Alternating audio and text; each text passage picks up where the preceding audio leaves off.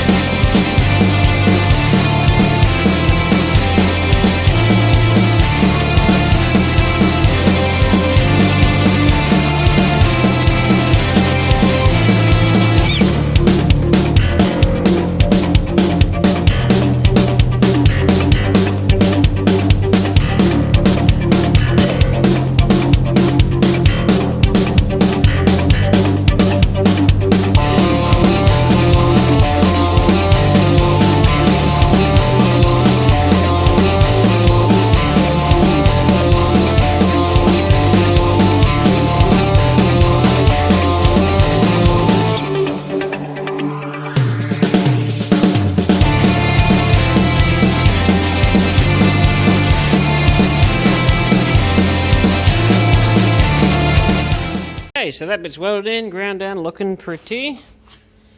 The lighting was not fantastic. We have a skylight just having a blaring sunlight directly into this one location.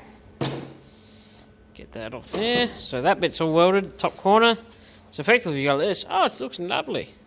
So when you put seam sealer on that and whatnot, you'll never know. And that's solid as a rock again. So now we're just going to make this section from here to here, and we'll do it exactly the same way with a piece of cardboard, transfer it to a piece of steel, do some folds, make it, you know, go around there and up there, and we'll be giggling like a schoolgirl. Okay, so we've made the next piece. I actually used my calipers that time for measure the height, measure the distance, made the piece, so it's going to get trimmed down. Oops. And she's going to go in there, obviously be trimmed around here and trimmed across here because it's obviously too high and too long. But that's what we're working with. Not too bad. Remember when you're making stuff that you can't have it so that it sits perfectly in it or over it. Because that means it's wrong. It's got to sit on, like, it can't fit snug over, it's got to be exactly the same. Otherwise you've made it too big or too small. So if it fit in this gap, it's too small. If it fit over it, it's too big. It's got to fit sort of snug on top. So yeah, I'll probably grind out this weld that I put in yesterday. I just put that in there to hold it, and I'll cut it here, angle it a little bit, and then trim it off over here, so it goes around that. But it should fit quite nicely. Here we are, chaps. It's in, looking good. Just going to grind it down in a second. Get that bit of slag out of there. Get out. Shape. Be gone. Nope. It's going to stay there till I grind it off. Fine. Be like that then. Anyway, so that's effectively through there. Wasn't rusty here. There, around there. The corner, under the corner. The top of this, front of the firewall. And you think, oh, it doesn't line up, but actually that's pretty much how it was. So I put it back where it was, so sort of everything was measured how it was. So yeah, that's just how it was. Also, it doesn't really matter too much if it doesn't sit perfectly on the edge. They're not built to any incredible stringent tolerances anyway. So next task after this is grind that down, fix the piece that goes on here, but then we've got to actually fix the rust that starts from about here, where it's cleaned up, and heads that way, which requires opening up all those lips. And then obviously after we do that, then we've got to tackle that rust. It's just one bit after another, after another, after another. But that is the top of the A-pillar done, finally. It's not a... I wouldn't have said it was a show-stopping task. It's just got a lot of little bits involved in it, and it just requires quite a bit of fabrication, because you can't buy the plenum chamber tops for XYs and XWs and all them.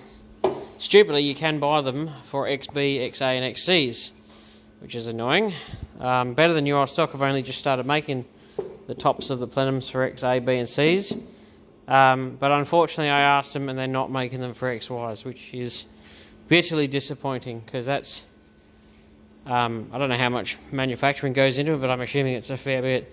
But it's disappointing that they don't make them for XY, and they're not going to. Because there's a huge market for XY ones. But at least they're making them for XA, B and C. Anyway, enough ramblings on that. Just going to grind this down and wrap up this video quite nicely. And that, ladies and gentlemen, we'll just about wrap that up. That's most of this. We'll probably catch you up on the rest of this repair as we work our way that way. But this will be the end of this video for today. But yes, we've made some good progress, and it's actually looking not too shabby. As per usual, thank you for watching. Don't forget to like, share and subscribe.